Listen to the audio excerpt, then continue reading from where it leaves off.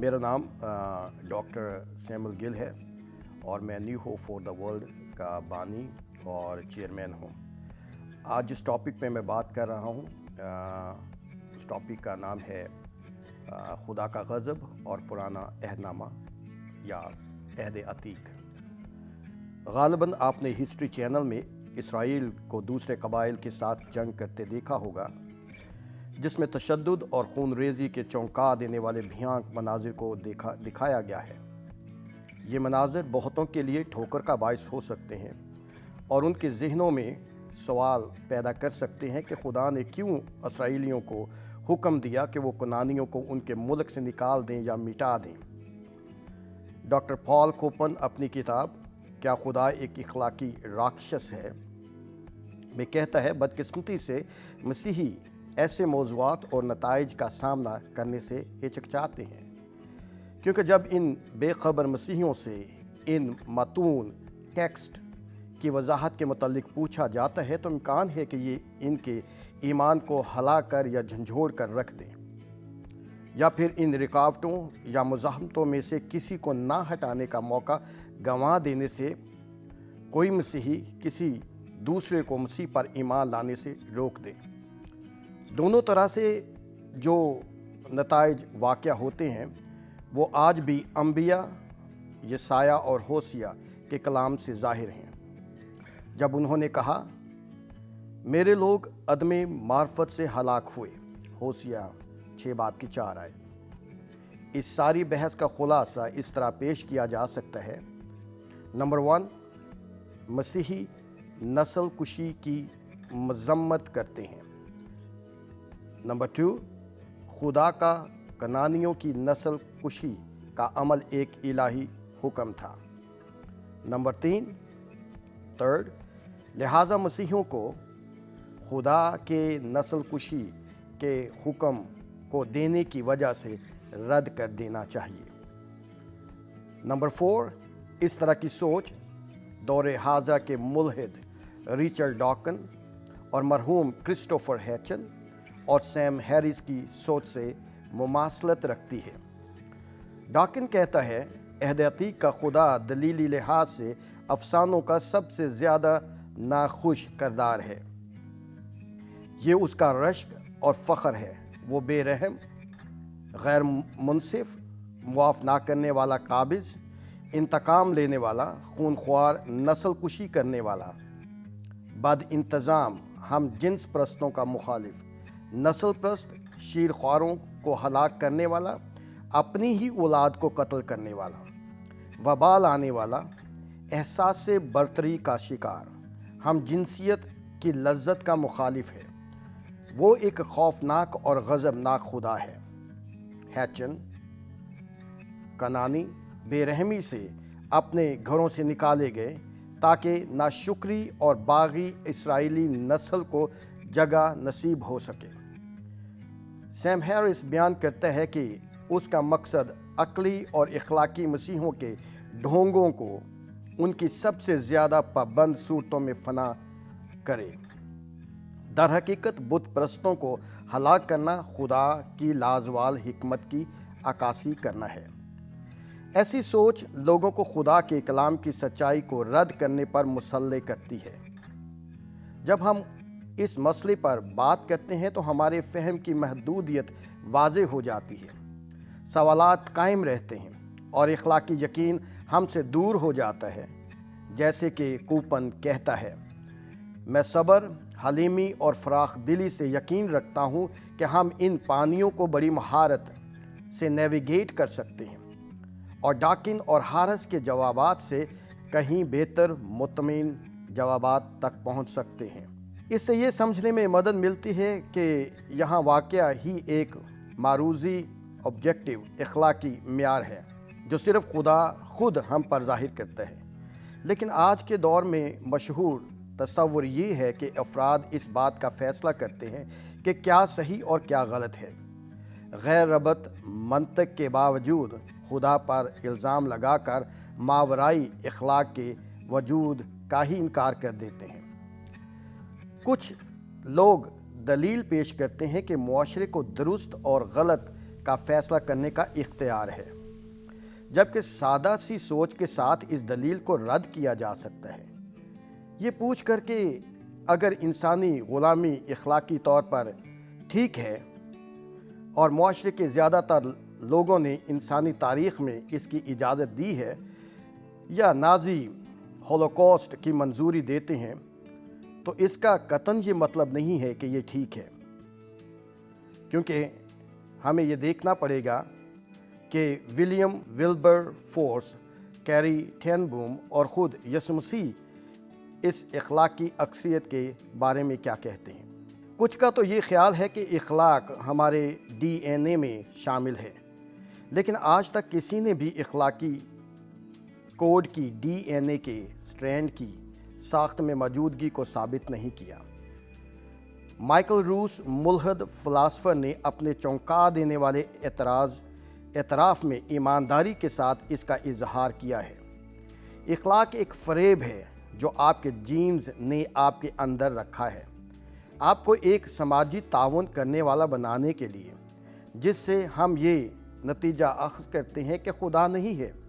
یہ دور حاضرہ کے ملحد کی سوچ کہ یہ ایک اہم دریافت ہے، اس طرح جیسے کہ وہ دوسری چیزوں کے بارے میں مکمل طور پر غلط فیصلہ کرتے ہیں یا سوچ رکھتے ہیں کہ خدا نہیں ہے یا اخلاق کی کوئی بنیاد نہیں ہے۔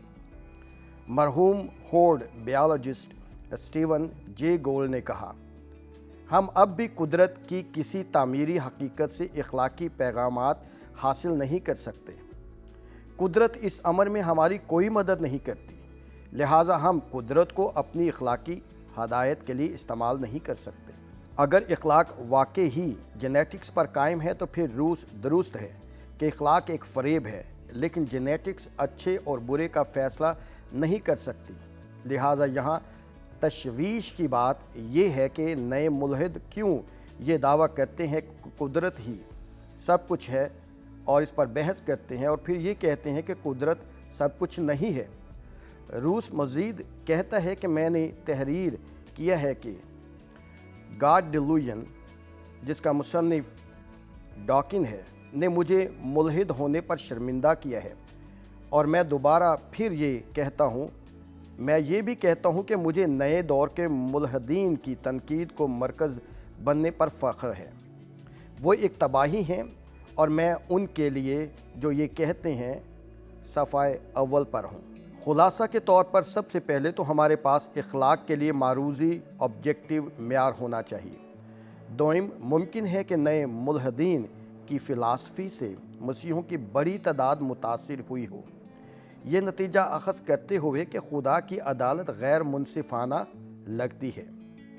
پروفیسر کلے جونز لکھتا ہے کہ ہمارے زیادہ تر مسائل خدا کے قانونیوں کی تباہی کے حکم کی اس حقیقت سے پیدا ہوتے ہیں کہ خدا گناہ سے نفرت کرتا ہے، لیکن ہم نہیں کرتے۔ گنہگار سے نفرت نہ کرنا بلکہ گناہ سے نفرت کرنا۔ اگر ہمیں جواز پیش کرنا ہے کہ خدا کی عدالت غضبناک ہے تو ہمیں گناہ کی دہشت کو سمجھنا پڑے گا، یعنی خاص طور پر ہمیں اپنے گناہوں کو سمجھنا پڑے گا۔ سی ایس لوئس نے کہا، جب ہم محض یہ کہتے ہیں کہ ہم برے ہیں تو خدا کا غضب وحشیانہ نظریہ معلوم ہوتا ہے، اور پھر جیسے ہی ہمیں اپنی برائی کا احساس ہوتا ہے تو یہ ناگزیر معلوم ہوتا ہے، جو محض خدا کی بھلائی کا نتیجہ ہے۔ نبی یسایہ نے لکھا، ہم سب بھیڑوں کی مانند بھٹک گئے، ہم میں سے ہر ایک اپنی راہ کو پھرا۔ پالوس رسول کہتا ہے، اس نے تمہیں بھی زندہ کیا جو اپنے قصوروں اور گناہوں کے سبب سے مردہ تھے، جسم کی خواہشوں میں زندگی گزارتے تھے۔ اور پیدائش 3 باب ہم سب کو یاد دہانی کرواتا ہے کہ ہماری زندگی کا آغاز موت کی سزا کے تحت ہوا۔ ذرا ان اعداد و شمار پر غور کیجئے گا۔ USSR میں 1917 سے 1999 تک 20 تا 26 ملین لوگ کیمپس میں مرے، بشمول 6 ملین یوکرینین جن کو سوویت یونین نے بھوکا رکھنے پر مجبور کیا۔ 1931 تا 1932 میں یوکرین کی بغاوت کو روکنے کے لیے سوویت سپاہیوں نے ان کی خوراک तलफ कर ली। पार्टी के एक ऑफिसर ने इसके बारे में लिखा, सबसे खौफनाक नज़ारा बच्चे थे जिनके ढांचा नुमा बदन फूले पेट के साथ लटक रहे थे। इस तरह लोगों को मारने के लिए एक बड़ी तादाद दरकार होती है।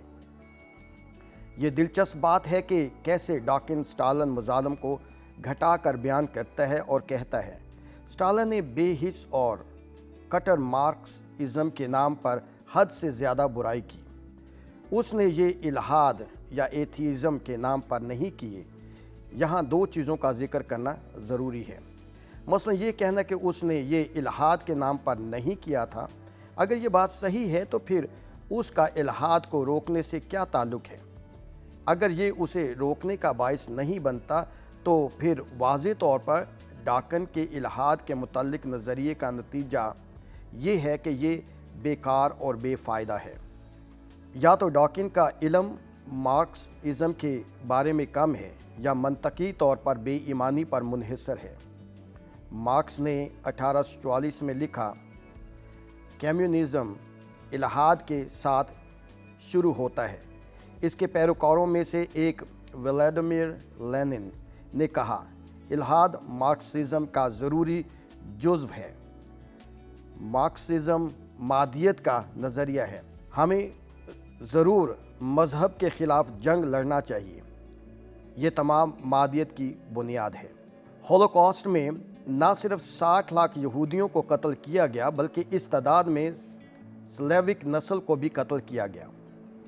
1937 में जापानियों ने नैनकिंग चीन में 3 लाख लोगों को जिनसी ज़्यादती के तशद्दुद का निशाना बनाया और कत्ल कर दिया। आरएस चैंग ने इसके मुतालिक लिखा कि नैनकिंग में असमत दरी और कत्ल आम की तादाद के हवाले ही को सिर्फ याद नहीं रखना चाहिए बल्कि इसलिए भी इनको याद रखना चाहिए कि किस तरह लोगों को ज़िबा किया गया।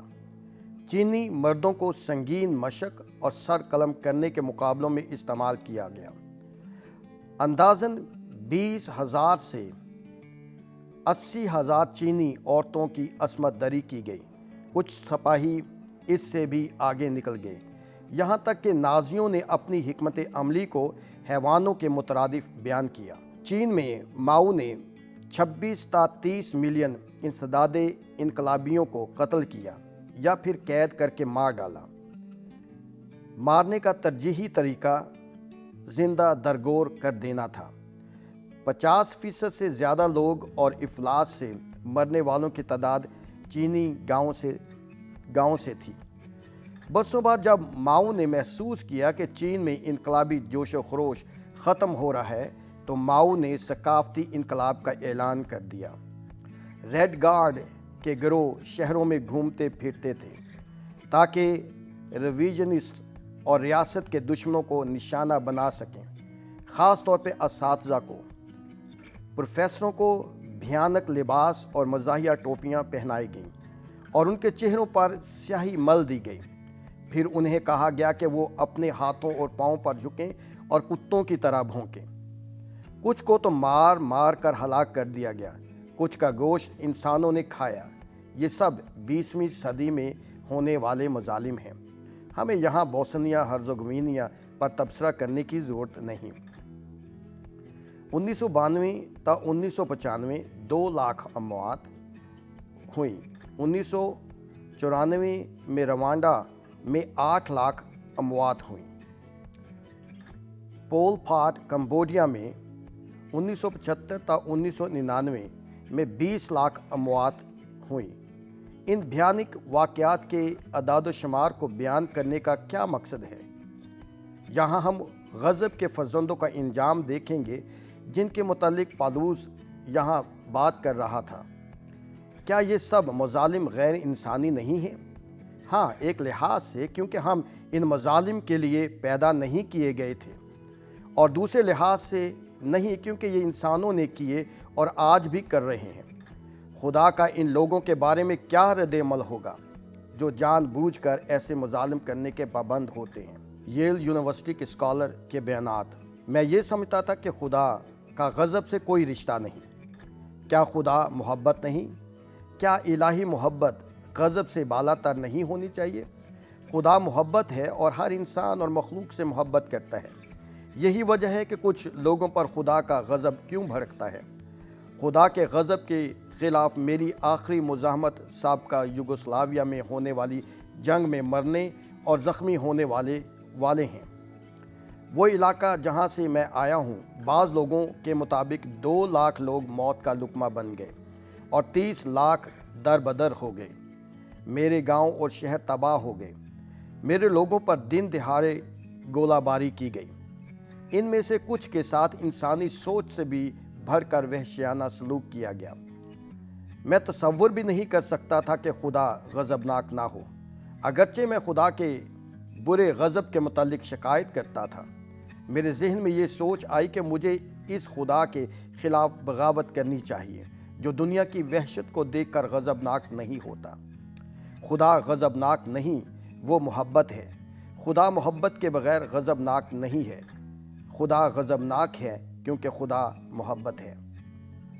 یہ اسرائیل کی راست بازی کی وجہ سے نہیں تھا، بلکہ اس لیے کہ کنعانیوں کے دل بھی اسرائیلیوں سے مختلف نہیں تھے جو یسوع مسیح کے کام سے باہر تھے۔ اسرائیلیوں پر روح القدس نے مہر کی کیونکہ خدا ابراہیم، اسحاق اور یعقوب سے اپنا عہد پورا کر رہا تھا۔ ایک لفظ جو اس ساری گفتگو کا احاطہ کرتا ہے وہ بت پرستی ہے۔ رومیوں 1:18 سے آگے جب ہم پڑھتے ہیں، ایسا لگتا ہے کہ کنعانیوں اور دوسری قدیم قومیں اصل میں ایک واحد اور سچے خدا کے بارے میں جانتے تھے، لیکن کسی طرح راستے میں انہوں نے لاسانی خدا کی شان کو کسی اور چیز سے بدل دیا۔ آلف اولڈن برگ یونیورسٹی شکاگو کے مکالمے میں بیان کرتا ہے، خدا نے اس متحرک طاقت کو جو اس کے اپنے نام سے ظاہر ہوتی ہے کھو دیا ہے۔ زیادہ تر کنعانی متون ٹیکسٹ اس کو کمزور، برا اور دیوتاؤں کی حقارت کرنے والے کے طور پر بیان کرتے ہیں۔ ایک ٹیکسٹ متن میں ایک عام لفظ اسے ایک شرابی کے طور پر دکھاتا ہے۔ ڈاکن اعتراض کرتا ہے کہ جب کبھی بھی اس کے چنے ہوئے لوگ کسی اور خدا کو اس کے مطابق بنانے یا اس کے مساوی بنانے کی طرف توجہ دیتے ہیں تو وہ غضبناک ہو جاتا ہے، جس کا جواب ڈاکٹر جان اس طرح دیتا ہے، کوئی کیا سوچے گا اگر ڈاکنز کی بیوی اس سے جنجر بریڈ آدمی کے لیے چھوڑ دے جسے اس کی بیوی نے خود بنایا تھا، پھر دوسروں کو بتانا شروع کر دے کہ وہ اپنے فضلہ سے کھیلنا پسند کرتا ہے، تو کیا ڈاکن اپنی کردار کشی کو برداشت کرے گا؟ کیا اس کی غیرت سامنے نہیں آئے گی؟ ضرور آئے گی۔ یہاں جب ہم نے غیر فانی خدا کے جلال کو فانی انسان، پرندوں، چوپایوں اور کیڑے مکوڑوں کی صورت میں بدل ڈالا۔ کنعانیوں نے بال کی پوجا شروع کر دی اور بال نے کیا کیا؟ بال نے اپنی ماں عشرا، بہن انات اور اپنی بیٹی پدرے سے جنسی تعلقات رکھے۔ بعد میں کنعانیوں نے ان رسموں کو قبول کرنا شروع کر دیا اور اس پر عمل کرنا شروع کر دیا۔ اشتار جنت کی دیوی کے طور پر مشہور ہو گئی، جو دیوتاؤں کے درمیان ایسی عورت بن گئی اور ازدواجی محبت کے ساتھ ساتھ زناکاری اور کسبیوں کی سربراہ بن گئی۔ ہیلسنکی یونیورسٹی کا پروفیسر مارٹی لکھتا ہے، اس شخص کے ساتھ جنسی تعلقات رکھنا جس نے اپنی زندگی دیوی کے لیے وقف کر دی تھی، خود دیوی کے ساتھ جنسی تعلقات رکھنے کے مترادف تھا۔ پجاری اور دوسرے لوگ اپنی ازدواجی زندگی سے قطع نظر دیوی کی خوشی کے لیے اپنے آپ کو خواتین اور مندر کے کسبی مردوں کے ساتھ ملخوط کر سکتے تھے۔ انہوں نے دیوتا مولک کی پوجا کے ذریعے بچوں کی قربانی کی رسم بھی کی، جو ایک دوزخ کا دیوتا تھا، جو سیدھا کھڑا بت تھا، جس کا انسانی جسم تھا اور اس کے پیٹ میں آگ بھڑکائی جاتی تھی۔ اس کے آگے کو بھرے ہوئے ہاتھوں میں ایک بچہ پڑا ہوتا تھا جسے جلا دیا جاتا تھا۔ مظلوم بچے نہ صرف رد کیے ہوئے بچے یا شیر خوار بچے ہی نہیں تھے، بلکہ وہ بچے بھی تھے جن کی عمر 4 سال تھی، जो मोलक के लिए कुर्बान किए जाते थे। कदीम मुसन्निफ प्लूटार्क ने बयान किया है, सबसे पहले मोलक के मुजस्मा के सामने का पूरा इलाका बांसुरी और ढोल की आवाज़ से गूंज उठता था, ताकि बच्चों की आहों की आवाज़ लोगों के कानों तक ना पहुंच सके। यही वजह थी कि जिसकी बुनियाद पर खुदा ने इसराइल से कहा कि वो कनानियों को ख़त्म कर दें, ताकि ऐसा ना हो कि वो उन जैसे हो जाएं। लेकिन क्या हुआ? इसराइली उनको ख़त्म करने में नाकाम रहे। कोज़ात 1 बाब की 28 आयत। उन्होंने अजनबी देवताओं की पूजा शुरू कर दी। कोज़ात 3 बाब की 5 था 6 बाब की 2। इसराइल ने खुदा की नज़र में गुनाह किया। कोज़ात 10 बाब की 6 आयत। बादशाह सुलेमान ने मोलक के लिए एक कुर्बान गाह तामीर की। पहला सलातीन 11 बाब की 5 आयत। नबियों को आगाही देने के लिए भेजा गया, लेकिन इसराइलियों ने उनको रद्द कर दिया और खुदा ने उनको नबूकदनज़र के ज़रिए जला वतन कर दिया। हमने देखा कि ये सब कुछ अहद कदीम में हुआ। जॉन्स कहता है कि बात यहाँ नहीं रुकती। खुदा ने लूका की अंजील में पाकिस्तान के ठेकेदारों की तमसील में यहूदियों को उन नौकरों के बारे में ख़बरदार किया जिनको उसने भेजा था। उन्होंने उनके साथ बदसलूकी की। फिर पाकिस्तान के मालिक ने अपने इकलौते बेटे को भेजा, लेकिन ठेकेदारों ने उसे हलाक कर दिया। यसू ने यहूदियों से पूछा कि पाकिस्तान का मालिक उनके साथ क्या करेगा। वो आएगा और उन ठेकेदारों को हलाक कर डालेगा और पाकिस्तान औरों को दे देगा। हम देखते हैं कि यसू की हलाकत के 40 साल बाद, यानी 70वीं ईस्वी में, रूमी बादशाह तीतुस ने यरूशलेम की ईंट से ईंट बजा दी। कदीम मुसन्निफ जोसेफस का कहना है कि 10 लाख से ज़्यादा यहूदी इस वाक़या में हलाक हुए और हर रोज़ 500 को मसलूब किया गया और तकरीबन 1 लाख को बंदी बना लिया गया। तकरीबन यहूदियों की आधी आबादी, जो कि हिटलर के हाथों मारे जाने वालों से ज़्यादा थी। कहत इस कदर शदीद था कि यहूदी ऊँटों के गोबर से बड़े हुए गटरों और पहाड़ों की तरफ दौड़े। कुछ माँ बाप ने तो अपने ही बच्चों को मार कर पकाया और खाया।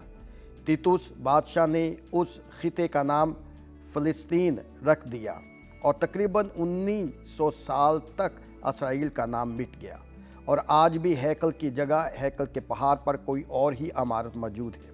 इन सारे वाक़यात से हम क्या सीखते हैं? नंबर 1, नए मुल्हिदीन इन वाक़यात के बारे में कोई भी मंतकी दलील या तनकीद फराहम करने से कासिर हैं। बुराई का कोई हल जब से ये वाक़या हुई है मुमकिन नहीं, क्योंकि बुराई ख़ुद में एक फ़रेब है। मैंने कभी ये नहीं देखा कि फ़रेब लोगों को फ़रेब की बजाय किसी हकीकत तक ले जाए जो कि दर हकीकत है ही नहीं। नंबर 2, खुदा गुनाह को बड़ी संजीदगी से लेता है। मेरा ये मुशाहिदा है कि बहुत से मसीही गुनाह को ऐसी संजीदगी से नहीं लेते, लेकिन फिर भी खुदा इनकी फ़िक्र करता है। खुदा गज़ब करने में धीमा है, वो किसी की हलाकत नहीं चाहता। ज़बूर 8 आयत 103, दूसरा पतरस 9 बाब की 3 आयत। दर हकीकत खुदा ने कनानियों के ख़िलाफ़ फ़ैसला देने से पहले 430 साल इंतज़ार किया। नंबर 3, खुदावंद यसू के कलाम को लें। यरूशलेम की तबाही पर गौर करें। लूका 21 बाब में जब यसू ने मसीहों से कहा कि जब तुम यरूशलेम को फ़ौजों से घिरा हुआ देखो, पहाड़ों पर भाग जाना। कदीम तारीख़दान जोसेफस, जो कि गैर मसीही था, बताता है कि जब रूमी फ़ौज पहली बार यरूशलेम पहुंची तो कमांडर सेल्सियस गैलस शहर की फसील से 1.2 किलोमीटर के फासले पर रुक गया और 3 दिन तक कुछ ना किया। जिन मसीहों ने यसू की बात पर अमल किया वो शहर से भाग गए और मुकम्मल तबाही से बच गए। जब हम यसू के कलाम को, जब उसने कहा कि राह, हक और ज़िंदगी मैं हूँ, उस पर अमल करते हैं तो हम हलाकत के फर्जंदों से निकलकर ज़िंदगी के फर्जंदों में शामिल हो जाते हैं। इफ्सियों 2 बाब की 3 ता 10 आयत। मगर खुदा ने अपने रहम की दौलत से, उस बड़ी मोहब्बत के सबब से जो उसने हमसे की, जब हम कसूरों के सबब से मुर्दा ही थे तो हमको मसीह के साथ ज़िंदा किया। تم کو فضل ہی سے نجات ملی اور مسیح یسوع میں شامل کر کے اس کے ساتھ جلایا اور آسمانی مقاموں پر اس کے ساتھ بٹھایا، تاکہ وہ اپنی اس مہربانی سے جو مسیح میں ہم پر ہے آنے والے زمانوں میں اپنے فضل کی بے نہایت دولت دکھائے، کیونکہ تم کو ایمان کے وسیلہ سے فضل ہی سے نجات ملی ہے، اور یہ تمہاری طرف سے نہیں، خدا کی بخشش ہے، اور نہ اعمال کے سبب سے ہے، تاکہ کوئی فخر نہ کرے، کیونکہ ہم اس کی کاراگری ہیں اور مسیح یسوع میں ان نیک اعمال کے واسطے مخلوق ہوئے ہیں جن کو خدا نے پہلے سے ہمارے کرنے کے لیے تیار کیا تھا۔